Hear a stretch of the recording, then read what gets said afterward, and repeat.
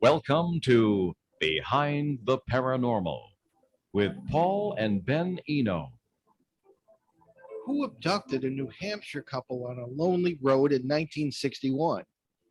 Where did these abductors come from? Given their behavior, did they consider us equals? Hello, and welcome to the 917th edition of Behind the Paranormal with Paul and Ben Eno, coming to you from WOON AM and FM radio in Woonsocket, Rhode Island, on the Paranormal Radio app from TalkStream Live, on YouTube, and via tunein.com, I should say. I'm Ben, and that was Paul. And today we're simulcasting a very special show with the Western Connecticut UFO Conference taking place at the Danbury Public Library. On today's show, we mark the 60th anniversary, because the actual anniversary was about a month ago, of the Betty and Barney Hill alien abduction case, the first such report to win global media attention. With us today to take your questions on this landmark case is our good friend, occasional co-host, and the niece of Betty and Barney Hill, Kathleen Marden. Kathleen is a retired educator, groundbreaking UFO researcher, author, international lecturer, the Mutual UFO Network's National Director of Abduction Research, among many other things, and certainly the leading authority on the Betty and Barney Hill case. So Kathleen Marden, welcome back to Behind the Paranormal. Thank you. It's great to be back with you again. Well, it's great to have you with us, especially for this very interesting simulcast we're doing. I think this is probably the first time, well, not the first time, but it's been a while since we've done something this interesting, Yeah. I should say. So before we begin, we wanted to give the organizer of the Western Connecticut UFO Conference, that is Aurelio Muraca, the great and legend, the man himself of the Danbury Public Library staff, a chance to tell everyone about the conference, which is going on all this week. Thank you, Ben. Yes, the Danbury Library, this is our 6th annual Western Connecticut UFO Conference. Begins today with this awesome simulcast. Tomorrow we have another presentation that you can register for on danburylibrary.org with Michael Panicello, who is the Executive Director of MUFON for Connecticut, and we're going to be talking about UFOs, past and present, in the state of Connecticut. And we also have on Wednesday at 6 p.m. Animal reactions to UFOs with the great author and friend of the conference and the show, Linda Zimmerman. And also on October 30th at the Danbury Library, we're going to have a special live hybrid version of the conference where you can actually tune in virtually or come down to the Danbury Library and check it out. We're going to have Let's Look Up, Let's Investigate with the great Mark D'Antonio, who is the chief photo analyst of MUFON National. And after that, we're going to have a special pre-recorded segment of Paul and Ben Eno's talk of UFOs, aliens, and poltergeists. And then after that, we're going to have the always amazing and engaging Tom Reed talk about his experience, off-world experience regarding the Berkshire's UFO incident that he personally will talk to us virtually, and what unsolved mysteries had concealed during his segment. And then after that is a special virtual session with the great author and aviation historian, Michael Schratt. And we're going to be talking about his book, Dark Skies, A Pictorial History of Lost, Forgotten, and Obscure UFO Encounters. So that is our UFO conference. If you're within Connecticut, you can come on in next Saturday. If not, you can always tune in across the world. Just go to www.danburylibrary.org, and it's right on our homepage, and feel free to register. It's all free. Thanks a lot. And thank you, Aurelio. Yeah, always a great time. We always really enjoy it. So let's just hop right into it. So Kathleen, before we begin taking questions, please give us the background of the Betty and Barney Hill case. I know there's a lot of details, so Well, jump right into it. in a nutshell, my aunt and uncle, Betty and Barney Hill, went on a short vacation to Niagara Falls, through Ontario to Montreal, and then decided to return home through New Hampshire at night. This was the night of September 19, 1961. And they had a very unusual craft sighting. It was obviously not a plane. It was silent. It could hover stationary in the air. It could shoot back and forth very, very strangely. They'd never seen anything like that before. It appeared to be rotating, and it came in closer and closer. And finally, when they were in Lincoln, New Hampshire, on Route 3, which was the major highway in that time frame, Route 93 had not been constructed that far north, the craft shot ahead and stopped over the highway. In fact, Barney had to stop the car in the middle of the road so that he would not drive under that craft. And today we know from so many cases that people's cars were picked up by the craft, and they were taken into the craft when they attempted to drive under. So Barney stopped the car in the middle of the road, got out, and he was looking up at this thing. He was a confirmed skeptic. He did not believe that these things could possibly be real, but he was seeing it with his own eyes. And he stepped away from the car. And when he did, that craft that had been hovering about 200 feet in the air moved to an adjacent field to the east and descended to within 100 feet of him. He followed it. He stood at the edge of that farmer's field with apple trees and a farm stand and looked up at it. And this is in the original documents. This was conscious recall. He never forgot this. He saw figures dressed in black, shiny uniforms looking down at him. And these figures were somehow not human. Suddenly, all but one who remained at the window turned around and walked to what appeared to be some kind of panel. Barney could now see them from the tops of their heads down to their knees. Their arms went up, and when this happened, little red lights slid out on fin-like structures, and something started to drop down out of the bottom of the craft.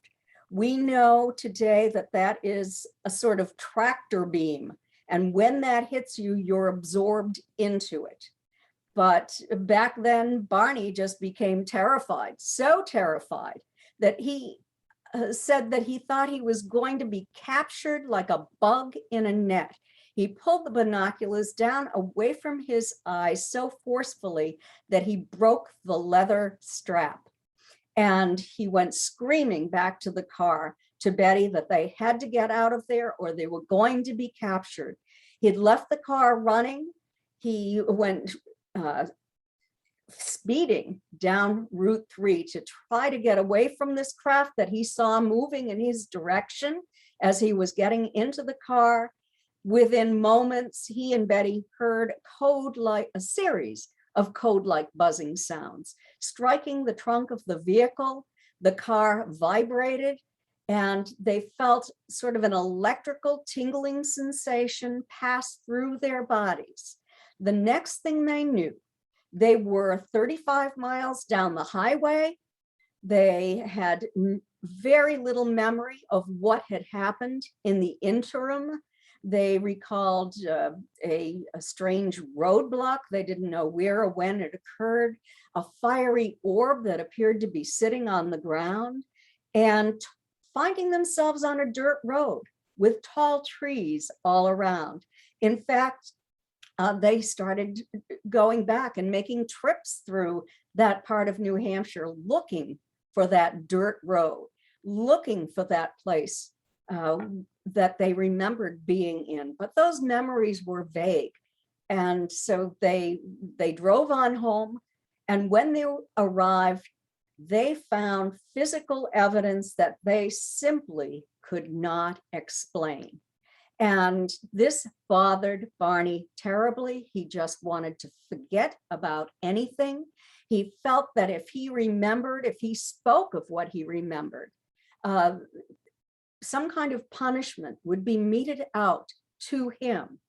And he became more and more distressed as Betty tried to find answers. She went to the Portsmouth Public Library and took out the first book she'd ever read on that topic. There was an address for the National Investigations Committee on Aerial Phenomena. She and Barney sat down, she was the typist, and wrote a letter to Donald Kehoe, former Major Donald Kehoe at NICAP. That brought astronomer Walter Webb to their house for an interview of each of them over a period of 6 hours, first separately and then together.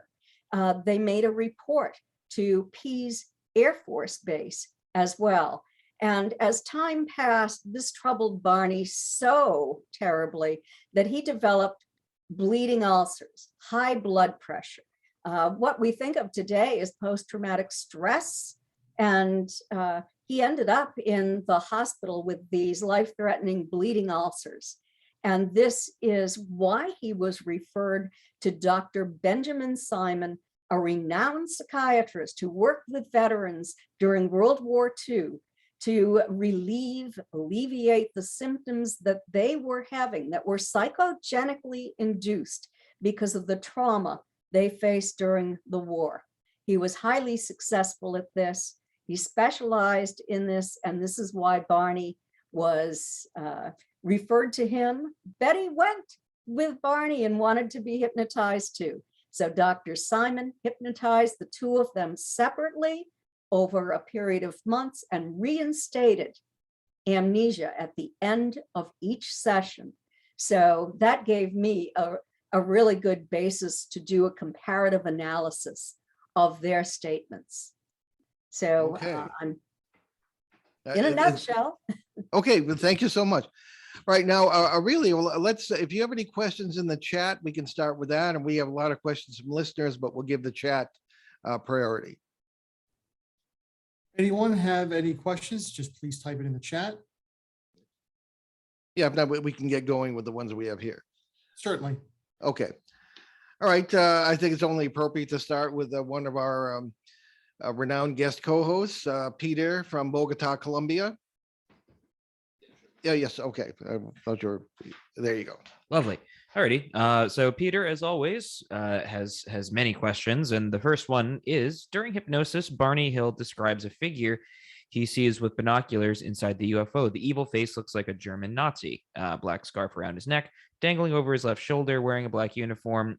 Just prior, he describes another figure as a red-headed Irishman. Since Barney makes a World War II connection, perhaps it would be relevant to see if there could be some prior trauma or overlay involved. What did Barney experience exactly during World War II? Well, let me tell you first that Dr. Simon was a psychoanalyst. So he was doing psychoanalytic hypnosis with Barney and to help him to work through this trauma. And in that, he told Barney that he wanted to hear about anything in Barney's past that caused the same amount of trauma that Barney was experiencing all the way through this. So there was always this story from the past in Barney's life. And this is why I believe that Barney was talking about a red-headed Irishman, because he believed that the Irish were hostile. He knew the Irish were hostile toward people of color. Barney had worked at the South Boston Postal Annex and was not treated well by the Irish when he was there. So, and also this Nazi, well, during World War II, Barney was a truck driver. He was a sharpshooter, and Barney was injured when there was an explosion and shrapnel went into his body. He had scars on his chest. He lost his teeth because of this explosion.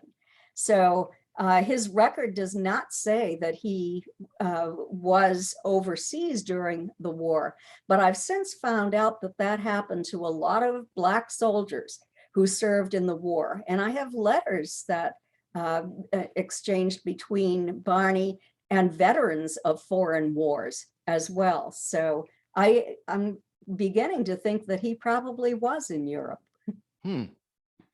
Okay, Aurelio, we have some chat questions, I understand. We have some questions in the chat.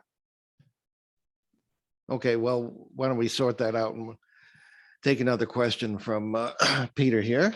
Oh, sorry, I don't know if you heard me, but I'm sorry to interrupt, but we do have a question. After the event occurred, were Betty and Barney visited by government agents like Men in Black or any other agent? Immediately after the event occurred and they made their report to Pease Air Force Base, Barney developed a best friend. And that best friend was a CIA operative who had supposedly retired from the Air Force, from Pease, but I have since learned that they never really retire. So, you know, that person was involved in Barney's life. They used to go to the gym and at the base and play whatever, I don't know, paddleboard or something like that together. And there were entries into Betty's and Barney's house, and weird things were done. Betty and Barney never reported this. It wasn't made public. It was only made public by me. I observed some of this because Barney died in February of 1969. And because of all of the problems that Betty was having, being followed, being harassed, having the phone tapped, I moved in with her, and I was in her basement apartment. I was a college student at the University of New Hampshire and drove Barney's car to college days. Well, one day I was down in my apartment. There we had an intercom between our apartments, and I heard what I thought was Betty coming in. And I went upstairs. We always kept the doors unlocked between our apartments. And so I went up and called for her. She wasn't there. And I thought, oh, she must have just stopped in to pick something up and she's left.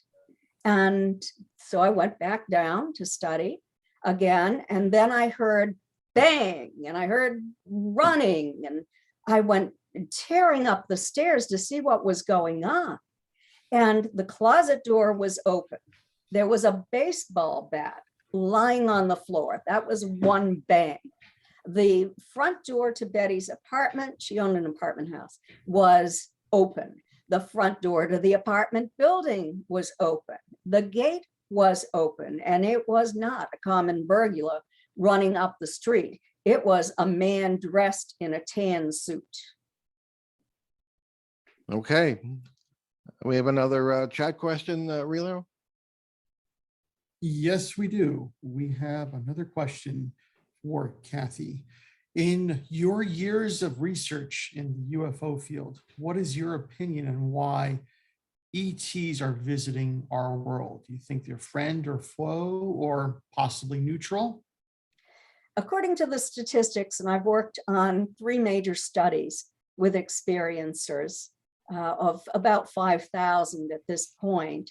And what we've discovered is that about 80% are friendly. They have come back from time to time to assist in our development. They're concerned about our barbaric behavior. When we started to explode nuclear weapons, it caused problems for them. They certainly didn't want us to take our brand of friendship out into space. They saw that we were developing technologically. And so they came and they stayed, and they started collecting flora and fauna all over the world. I think all I can think of is Noah's Ark, collecting DNA in case we destroyed this planet. they're also very concerned about our environment. The 20% that I talked about, who are more unkind, unfriendly, they're here to take what they want, are basically just a group of small grays who, and also reptilians who have that sort of attitude. They work together, actually. And they're different from the other grays because there are many different types of grays. And many of those types are benevolent, they're friendly, and they have our best interest in mind, and also theirs. They're just so concerned about our barbaric behavior and would like to see humans move ahead on an evolutionary scale. Okay, Aurelio? Done for now. Okay. So let's get to Peter from South America and his next question. Sure. Alrighty. So Peter continues with, I really like the 1975 TV movie based on the case. In what way was the movie version possibly different from what you understand was the actual alien encounter? Well, let me tell you, I have all of the hypnosis tapes and I have all of the records pertaining to that case. And also, I've interviewed all of the researchers who were still alive over that 15-year period before I wrote my book. With Stanton Friedman, captured the Betty and Barney Hill UFO experience that I've just recently updated. So we have a new release now. And the difference between the movie and what really happened is, in the movie, you get the idea that Betty and Barney just saw kind of a light in the sky. And that then they had went to Dr. Simon and had all of these hypnosis sessions because of Barney's distress. Well, Barney was distressed, but you don't know all of the physical evidence. You're not aware of that. And you're not aware of what Betty and Barney remember. They remembered a great deal. And it's all in the early records, the archival documents. And even Pease Air Force Base had something on radar that night, an unconventional object, and also the North Concord, Vermont radar station saw something very large in the sky that was moving erratically earlier that evening. And they dismissed it as a weather balloon, even though it was moving against the wind. But there was something recorded that evening. We now have about at least 14 witnesses to the craft that night. We didn't know that back when the movie was made. The Barney that you saw in the movie was just a little more emotional than Barney. He just didn't lose it like, like it showed in the movie. And Betty was different than the little woman that Estelle Parsons played, kind of this dowdy little woman who didn't have a lot of power or self-esteem.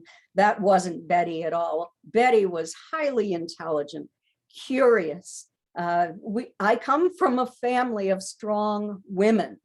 My grandmother was one of those women who marched for the women's right to vote, for example.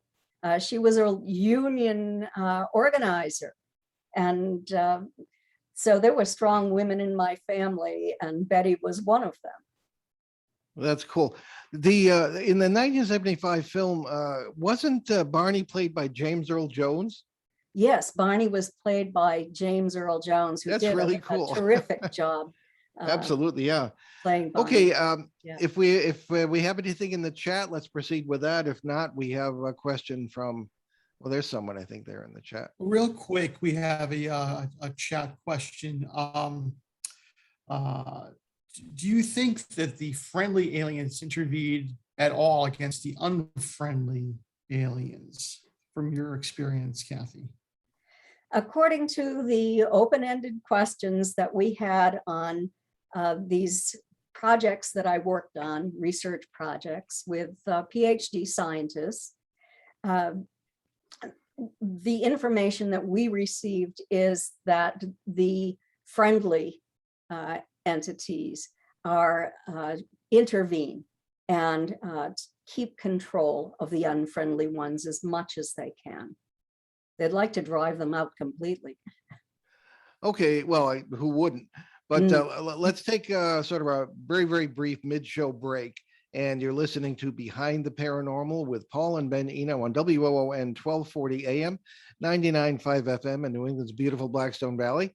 And we are simulcasting today with the Western Connecticut UFO Conference at the Danbury, Connecticut Public Library. So quite the spectacular production today, I'm sure. So we'll get right back to the show. And I guess, do we have another chat question there, Aurelio? Or? Yes, we do. We have a question from Gina. Have you ever read the book Voyagers, the Sleeping Abductees by Anna Hayes? No, I have not read that book. They say it's a fascinating channeled book within 20 years that sounds like it's, I guess they're warning us of these times and advising us to wake up from societal pressure to conform and to think of ourselves and trust in our intuitions. But that seems like there is something I would like to say. I had an interest in Admiral Herbert Knowles, and also in the Canadian government's radio engineer, brilliant scientist, Wilbert Smith. And he was also the Canadian government's UFO guy. And they did a study on a woman back in 1954 who was channeling these entities.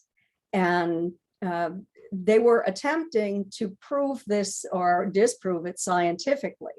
And so the entities, these non-human entities, were telling them, and also this information went to Dwight Eisenhower. They wanted to meet with him. It was delivered by Margaret Chase Smith, a senator from Maine. I have the correspondence files between these men. They have, as far as I know, they're not in an archival collection anywhere. Their Admiral Knowles' granddaughter carried them to me and handed them to me and gave me permission to talk about this. And in fact, she wanted me to, that these non-humans were here to assist our planet if this is what our leaders would permit them to do. They said that they would share technology, but they would not do this to the benefit of any nation over another nation. They talked about our use of nuclear weapons and how it tore into the fabric of time and space and caused damage to other dimensions. And that was a big concern of theirs. They said that their words were that our nuclear weapons were causing the collapsing of the magnetic fault lines. And we had a major problem around Japan, and that they were attempting to help our planet by reconstructing those fault lines. And in fact, Wilbert Smith was able to find scientific evidence that they were being reconstructed. So some good news, actually. They said, talked about coming times, times coming that were sort of biblical proportion, and that they were here to assist if we wanted that assistance. But it wouldn't be the end of the earth, but there would be major changes taking place. Kathy, with that, taking a moment here, tell us about your books and where people can find out more, your website, et cetera. Okay. Because you've written a lot about what you just said. Yes.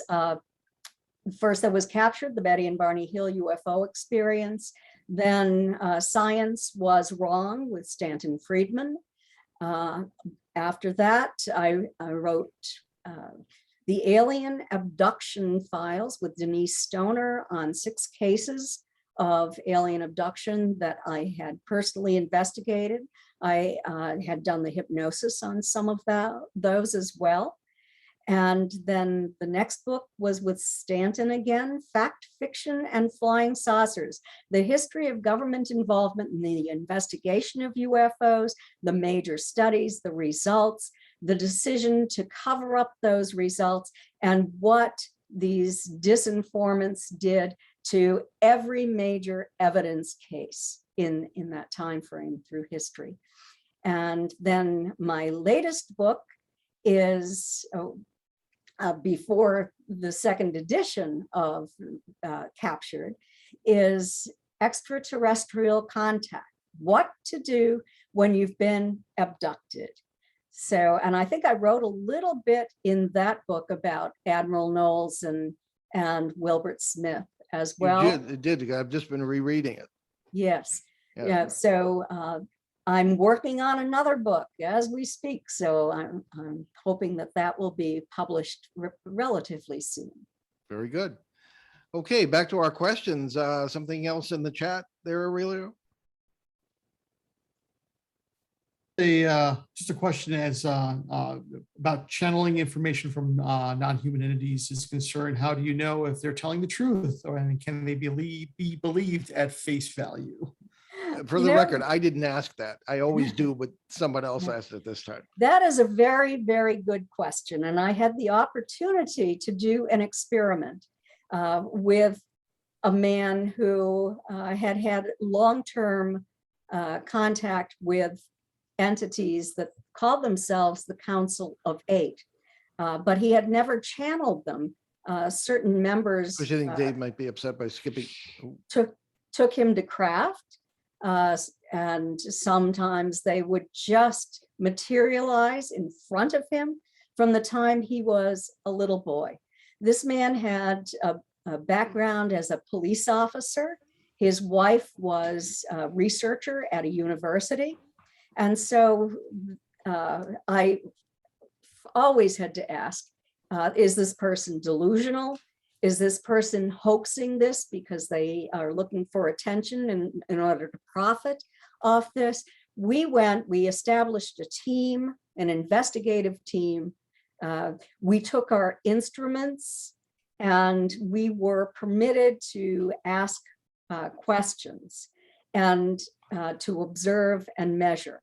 What we discovered over a period of 2 years, actually, we met once a month, was that when the 5th dimensional entities entered the room, even though we couldn't see them, the temperature in the area of the room where they were standing increased by 5 degrees. When the 9th dimensional entities entered the room, the temperature increased by 7.5 to 8 degrees. And we felt with both of them a very strong electrical tingling sensation through our own bodies. So it was a very, very interesting experiment, particularly since we could ask questions. And all of that is going to be in my new book. Very good. Okay, Aurelio, do we have another question? No, you can have one of your audience members. Okay, all right. Ben's doing the producer thing, so we have one from Thomas in Somerset, England. And Thomas writes, on the show, I have often heard Paul and Ben and sometimes guests question whether aliens would treat us as equals or nearly so. Betty's report that an alien showed her a star chart would indicate not only that these beings indeed came from space, but that they considered us to be a lot more than dumb animals. Would Kathleen Marden comment on this point? Well, it depends upon the individual, I think, that they're interacting with. Betty was a social worker. She was a very kind and caring person. She and Barney both worked in the civil rights movement. They set up the Rockingham County Community Action Program with funds from the Office of Economic Opportunity. This wasn't before 1961 they did that, it was after. But what I'm saying is that they were both highly intelligent individuals.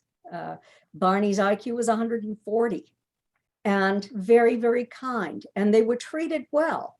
In fact, Dr. Simon asked Barney, do you feel that you've been kidnapped? And Barney said, no, because when I think of being kidnapped, I think that someone was harmed, and I wasn't harmed.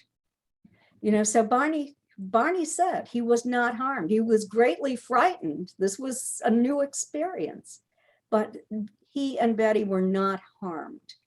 And Betty did ask, I know you're not from around here. Where's your home port?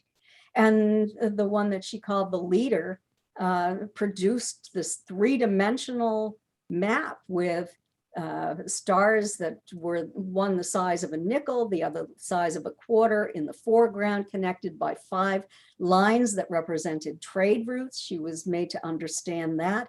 There were lines going to different stars. There in the end, after years of research by a brilliant woman from Ohio, Marjorie Fish, she discovered that one of those stars was our sun, and there were 2 solid lines going to it. And there were also trade routes, expeditions with dotted lines. So I really think that it depends upon the human that they're interacting with. I know that when they interact with people who resist, people who might be police officers or soldiers who are violent, try to use violence toward them, they will act appropriately. And some of these people are injured. People, I know of people who have attacked them when they entered their environment. And these people ended up having black and blue marks on their bodies. I have photographs of that. So, you know, they have come for that purpose, to meet with that individual for whatever reason. And they generally do it, unless that person says, I'm done with this. I'm ending this contract. I don't want to see you again. Okay. All right. Aurelio, if you have nothing further yet, we have a second question from Thomas in England. Yeah. Sure thing. So the question is, second question, how does the Hill case compare with other abduction cases Kathleen has investigated in subsequent years? Kinds of aliens, kinds of craft, the agenda that could be behind them, anything to that effect? The Hill case is very much like the early abduction experiences, that there were these 2 groups of grays, the ones who were taller, who looked a little more humanoid, or human-like, I should say, not just humanoid, and were intelligent, who communicated telepathically, and did the work of communicating with the humans, with being physicians, that sort of thing. And then there was a smaller crew who were the guards, and they were the ones who take the human. And that's still going on, not as much today, it's changed.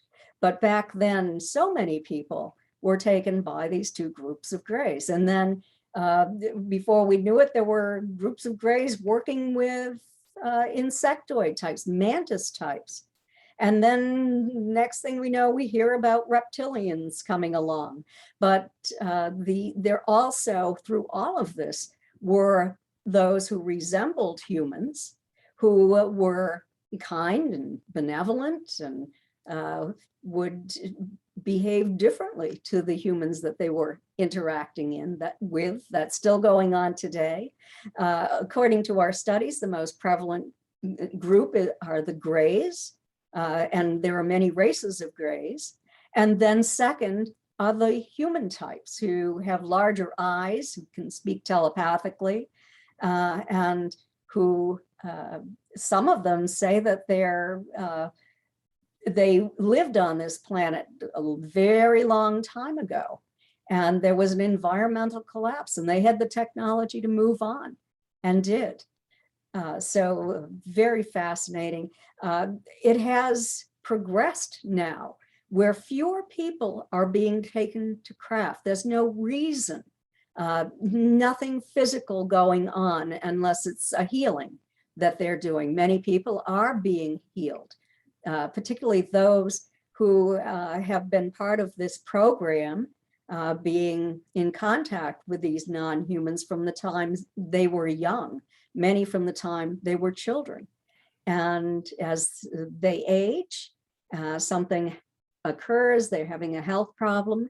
And if they ask to be healed, they are healed. Many, many cases, hundreds of cases of this taking place. People who are experiencers now might visit these non-humans out of body. They might have the non-human come into their environment. Since this non-human is vibrating at a higher frequency, they can't see them, but they can feel that presence with a strong tingling sensation and communicate telepathically or have downloads of information. Okay, Aurelio, we have some more chat questions. Yes, we do. Kathy, in your research, if people just say no to being abducted in their experiences throughout their lives, will their wish be respected by the entities, or can they be left alone afterwards, in your experience? It depends upon the type of entity. I've talked to many experiencers who have asked not to be taken. Again, they want to end that contract, and it's been respected. And others who just want a reprieve, and they've been given a reprieve for up to 5 years without contact. But then there are other types who just don't care whether you want to be taken or not. They're going to come and take you. So it depends upon the attitude. I mean, and I said these 20% really don't care. They're here to take what they want. But the majority are kinder. And in my book, Extraterrestrial Contact, What to Do When You've Been Abducted, I wrote an entire chapter with suggestions on what to do if you want your contact experiences to end. Okay, Aurelio? Yes, and also there's been some speculation that the Greys are actually some sort of AI robot, some sort of genetically engineered being. Have you done any research or seen any research regarding this? I've done research on that as well. And what I have found is that most people believe that the small ones, those who are about 3.5 feet tall, could be robotic or biorobotic. Those are the ones who are the guards, who just stand against the wall. They don't move unless they're instructed to do so. When it comes to the taller ones, who might be 4.5 to 5.5 feet tall, they seem to have consciousness. They age. These experiencers see their aging process over many, many years. So they are biological. Okay, Aurelio, we have some more? Yes. We mostly think of these aliens as traveling to us in space. Could they be time travelers instead? Well, maybe all of these things are happening. We know that people have reported time travelers. They've been told these are time travelers. And, also dimensions. They're from other dimensions not too far away. Or are they from another dimension, but traveling through space as well? So there are all sorts of possibilities, and theoretical physicists who are working on this and developing hypotheses now. Okay, next. Okay, do we have anything further from the chat room? Aurelio. Oh, sorry, I didn't hit the mute button. What's your opinion, Kathy, of reports of alien-human hybrids? And do you think that aliens are living among us? I do believe that some aliens are living among us. I do not believe that they are here to supplant us. I think that it is just a matter of this upgrade to humans so that we will survive, so that this planet and all life on this planet will survive. And so, yes, I'm aware of children who are being born to human parents who have very special characteristics. These kids, we think of them as indigo children, are highly intelligent, highly evolved. They might be clairvoyant, clairaudient. They can speak in light language. They can heal. Just amazing characteristics.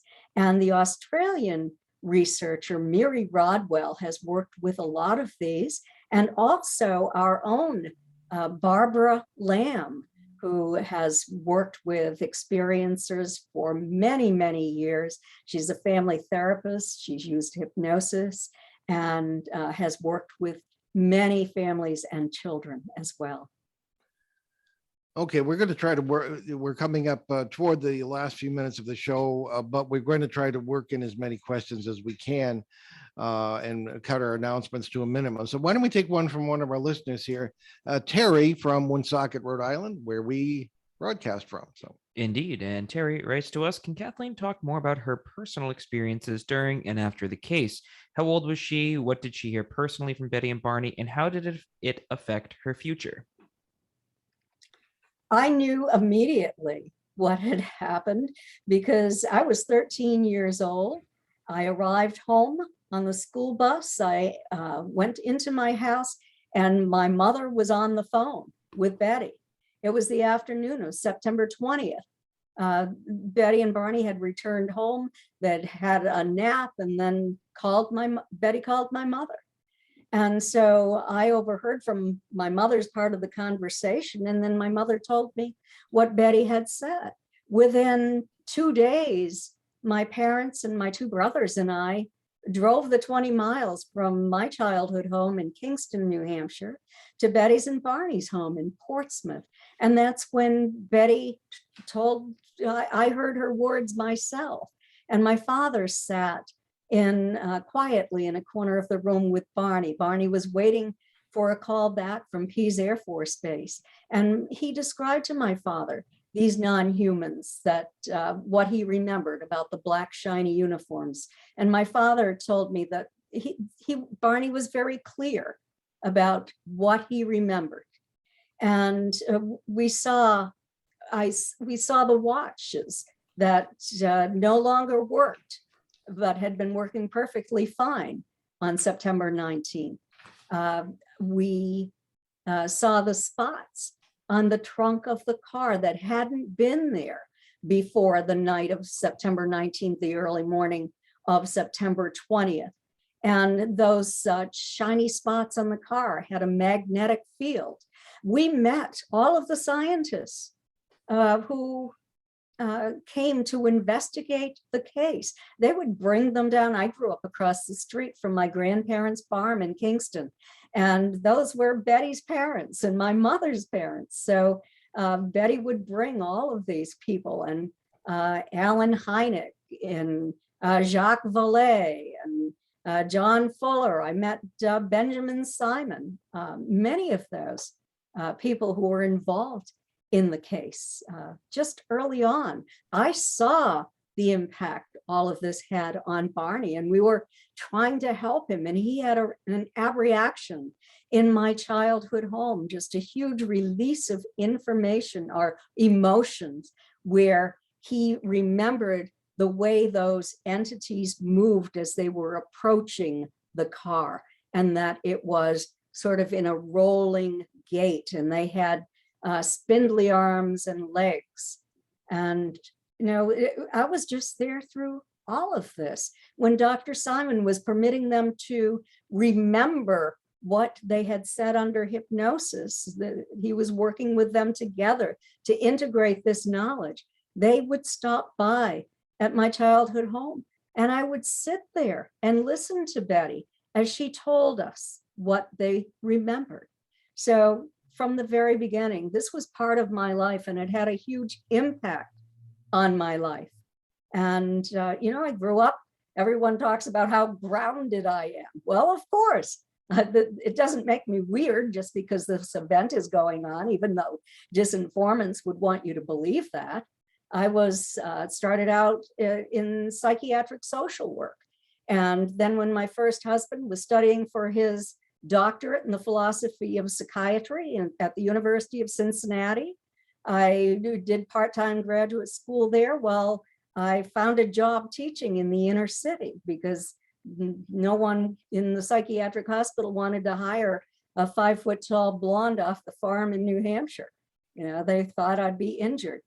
So that's sort of my history. I worked for many, many years with children in schools, and I was an education services coordinator, an educator.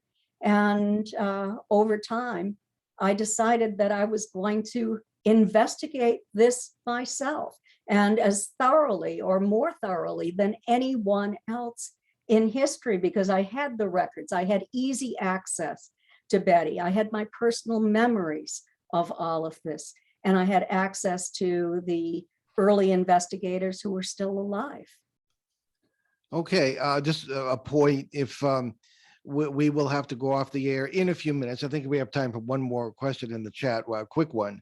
But if Kathy wants to stay on the call and continue chatting with the folks, we're not going to stop her. So I'm anyway, sorry, but you know what? Let me say, I would love to under any other circumstance, but I have a documentary film crew here okay. working with me this weekend. And I said that I would be back with them by 1:15. Okay, well, thank you for the time you've given us. As I say, I think we have time for one extremely quick question. You think, Ben, or we only have 3 minutes? Yeah, we could take it very, very fast. We have something in the chat, Aurelio? It may be a little bit complicated. It's what's your opinion, Kathy, on ancient aliens who approximately 200,000 years ago have been coming here and updating our DNA, sort of like to create modern humans? Yes, I really don't know. My impression is that they've been here for a very long time, and that they come back periodically to assist in our development.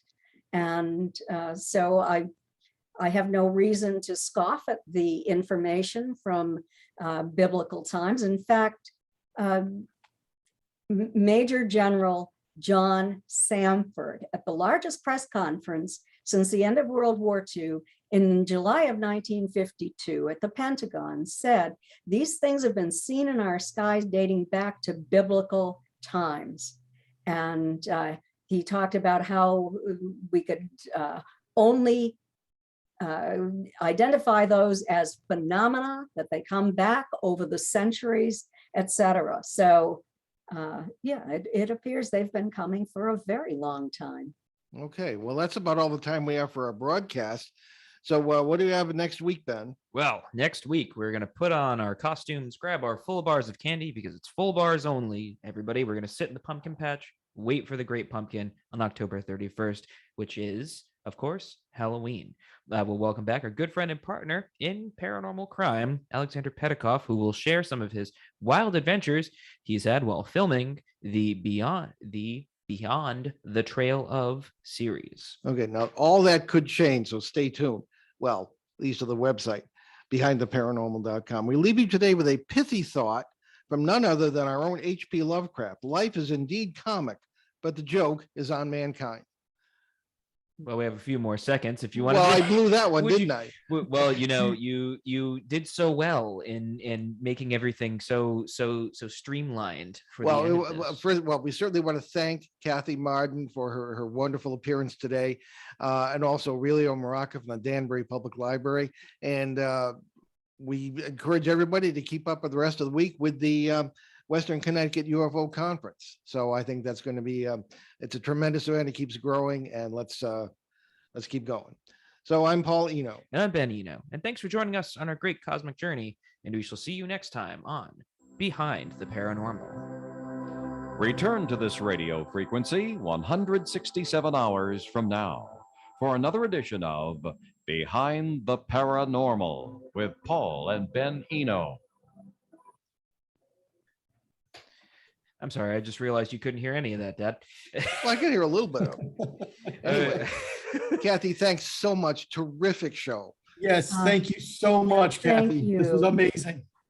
Thank you very much. I just wish I could stay with you longer, but maybe another time we could do something. Well, Yes, we'll indeed. invite you back next year and to promote, talk about your new book. Okay, terrific. Very good. And thank You you, take Aurelio. Thank Pulled it off another year. Yes. Yes, definitely. And we'll be All right. sending you our presentation on Wednesday. Excellent. Great. Excellent. Thanks again. Bye-bye. Okay. Bye-bye. Bye-bye. Thanks, everyone.